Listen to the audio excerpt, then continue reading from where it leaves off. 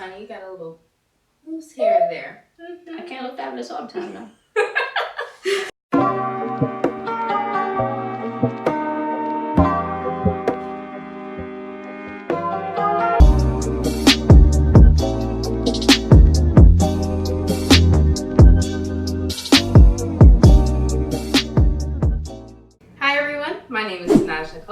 And I'm your girl Astrid. And thank you for tuning in to Rumor Mill. And Rumor Mill is where you can have some tea. But also get something to chew on, girl. Well, you see, guys, we are very prideful. Happy Pride Month. Fabulous. Yes, we have some rainbow-esque going on. And we thank everyone who is in support and is allies with the LGBTQ community. We thank you for that. It's a big deal. It's a big deal. So it means a lot to us here at Rumor Mill. So, absolutely. Speaking of allies, Taylor Swift. We gotta talk about it. I'm so in love with this song, with this video. Yes. And you know what, guys? I'm not a huge fan for Taylor. It's not that I hate. I just I've not bought an album. I've not, I know the songs because they're on the radio. Yeah. But I'm not someone who is what does she call her fans? Swifties or something? Swifties. Yeah. But I'm not a Swiftie. But I am feeling this video. Feeling this video and this song. Actually, the moment I heard it, because I just so happened to see it when it came out on YouTube. Yeah. I was in love with it. I was just every second of it, every cameo, every celebrity. Yes. Every lyric. Just the little, gems, quote unquote, like people say, the gems in the video itself. I had to go back and just watch it 5 times. Yes. Laverne Cox is in it, Billy Porter, the whole Queer Eye crew. It's amazing. It has so much representation in it.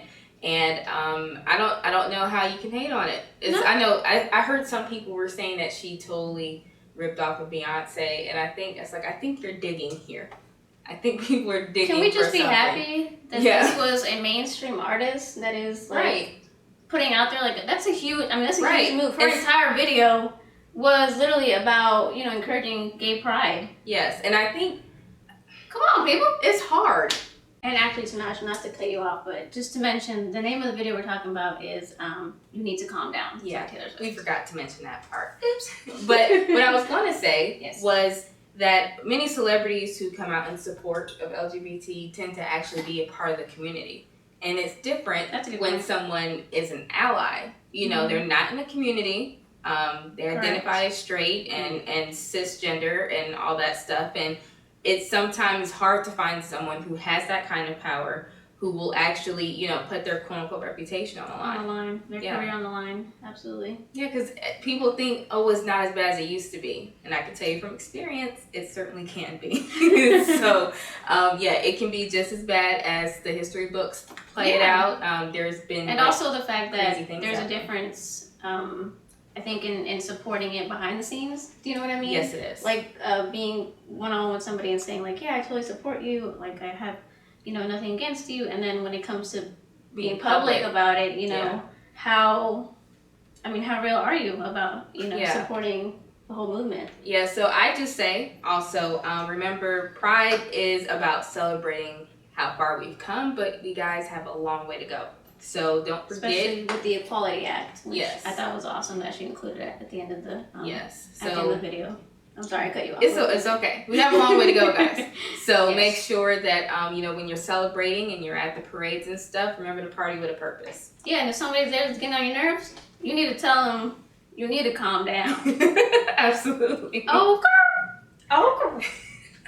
So silly. I am really silly. But in speaking of that, someone else that really needs to calm down is the owner of Juvia's Place, which is a Black-owned beauty brand. That has now transitioned, I think, into the place of Jaclyn Hill and Jeffree Star and James Charles as the spotlight of the beauty drama at this point. You guys, we appreciate everything that happens in the beauty community, but it is never short of drama. Can we just say that really quick? It is never short of drama. I mean, it is back to back. I'm telling y'all, it's like a telenovela. Yes. It is just back to back to back. Introducing new characters from old seasons, and I think that's kind of what happened here. this isn't the first time that Juvia's Place has been in a spotlight for the exact reason that we're talking about. Right. And it's definitely not one of the, well, I probably shouldn't say that, because when it first came out, I actually thought, oh, I might want to give that a chance and possibly put it like in our new beauty studio that we'll be coming out with shortly. Oh, you guys. And then we're going to take you on behind the scenes. Yeah, we're totally getting a beauty studio. But yeah, it's going to be great. That probably will not land on our countertops. But yeah. Speaking of which, go ahead with what you were saying. So, yeah, a lot of times, and this has been record happening, not just with Juvia's Place, unfortunately. A lot of indie brands are on their way up. They hit their niche environment, and they target on a specific group to, you know, build their own base, which is what you're actually supposed to do when you're creating an organic product in a new line. Right, well, let's talk about what the line is, which I just want to read a couple of facts about it. So the main hoopla that kind of drives so much attention to the brand right now at the moment is that they have an amazing foundation called Juvia's Place I Am Magic Foundation. Priced at $20. Priced at $20. You can find it at Ulta if you're still interested in it, or at their webpage. Yes. And it's actually reasonably priced. The amount that you get is 1 ounce, and it's actually really cool because they have 42 shades. And all the shades, or not all of the shades, but some of the shades that I was looking at online, they actually have names that are based on African countries. So I saw like Senegal and Mali and things like that. And I just thought, oh, how cool that it was like a, representation of African beauty, African culture. And the owner is actually Nigerian. Yes. And her name is Chi. Yeah. Am I helping with this? Ibaru?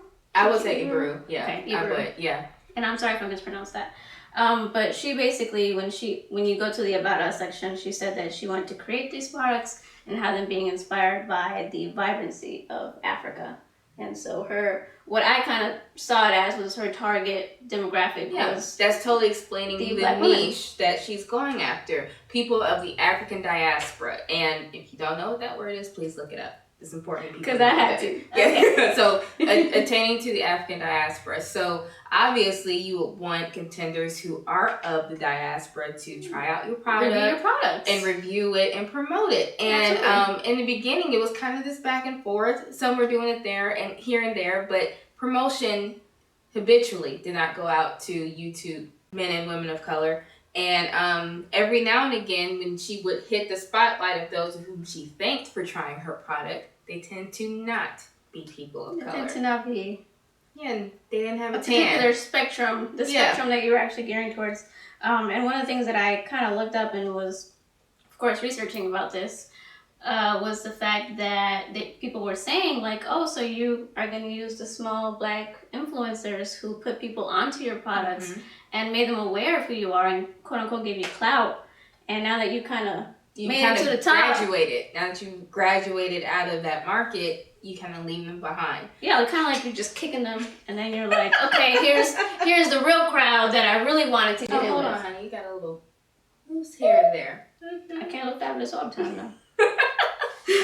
So yeah, and that kicking to the curb thing, unfortunately, is not unique to this brand. Shea Moisture has been accused of this too. I was just gonna say. And there's just other brands where you target on your certain section, and we're not saying not to be inclusive. That's not what we're getting at here. It's saying don't leave the people who got you there. I think that's just a cardinal rule that it's a karma thing. Why are you stepping on those who help lift you up? Right. So the main issue that kind of went into that was, of course, Jeffree Star, who's a very popular YouTube beauty guru, actually reviewed this foundation. And loved it. And absolutely adored it. I mean, gave it, his Jeffree Star approval. Hi, how are you? Yes. And I think, for me, that wasn't the issue. I think my viewpoint on the issue was at the moment that the owner presumably posted it on Instagram and posted it and kind of thanked him. That was a point that you heard all the uproar. Yeah. And it just went downhill from there. Yeah, I think for the most part, no one's upset that Jeffree reviewed it. And I think there is, it brought more light to the product. Because actually, I forgot about Juvia's Place until Jeffree reviewed it again. So I don't. No, I agree. And the biggest thing for me was, and I'm going to read a quote because I don't want to misconstrue anything that was said, but she posted a picture of Jeffree Star, like a still of his video, and she said, quote, were speechless. Shake Cairo and I Am Magic Foundation. Jeffree found his match in @AltaBeauty. Did you find your match? Comment below. Thank you @Jeffree Star. So, ooh, that silence was I good. know. So the problem with that is, why him? Because he has a history. And I think, and you guys, what's that history? That history is that he said some very nasty things to people of color. To black women of color. Particularly black women. And my personal opinion about Jeffree is I think he's an equal opportunity offender. I really don't think he zeroes in on one person. I think he beefs with everyone. Yeah. And it's louder when it's a black woman. So yeah, he does attack viciously to really anybody that comes for him. Yeah. That comes for his That's life. just my personal take on him. Right, but there is evidence out there of him using the N-word and him calling, certain people of color apes and things of that nature. So saying, I think, throw battery acid on your skin to lighten it up. Yeah. Say unsavory things that he's apologized for, but he has apologized for that. He still said them. So I think mixing that history with their history of abandonment created our little volcano. Yeah, because it felt like, honestly, I think a lot of people, and this is what I mean with certain brands, you create a connection with them, especially black beauty brands, because we're so neglected. You're so neglected. You finally feel like there's somebody there for you, and then it felt like such a huge slap in the face to a lot of people. And I always say you can't ever forget, or you can forget what somebody did, but you will never forget how somebody made you feel. Ooh, preaching over there. Okay. Yes. And I felt that from all the comments from women of color that were speaking out about this, and were very vocal about, how dare you post that on there to bring Tyra Banks up in her now infamous episode where she was like, we were all rooting for you, how dare you! That is exactly how I felt watching all these comments. Actually, some of the comments were removed from Instagram. I don't know if you knew that, but somebody was actively removing them, like blocking them and things like that. So it just, I think it just rolled out of control, to be honest with you. Yeah, so I'm not canceling anybody because we are anti-cancel culture, I do think that you have pause, and if you decide not to support either Jeffree or Julia's place, I think you have a right to do it. I think you do too, to be honest with you. And you're actually going to see the whole setup of Juvia's place in our recent video that we actually just filmed. And it was spectacular and awesome because we went to Ulta. Yes, we did. And a lot of you are like, finally. I know, right? Well, we did it. Yes. Okay? It's out there. It's going to come out and y'all going to see it to just kind of get an idea of what it looks like, what the stand looks like, and things like that. But that's coming shortly, so make sure you tune in and give us all your amazing comments. Yep. So I think that's the end of our meal time. Oh, that's the end. That's all the time we have to share with y'all today. So if you guys enjoyed this episode of Rumor Mill, make sure you go ahead and subscribe to our channel, like this video, and if you want to go ahead and leave a comment down below, we'll be happy to hear from you. And make sure you go to our Instagram, that's @RumorMill, and that's RUMORMEAL. And also go to GetGlaMpress.com. That's where we get all of our tea, and that's our sister site. Absolutely. And we just get all of our news from there. Yeah, and don't forget, don't you leave this video without clicking that notification bell so you can keep up with all of our future meal times. Okay? Okay. Okay. It was great seeing you guys. Happy Pride Month. Bye. Bye.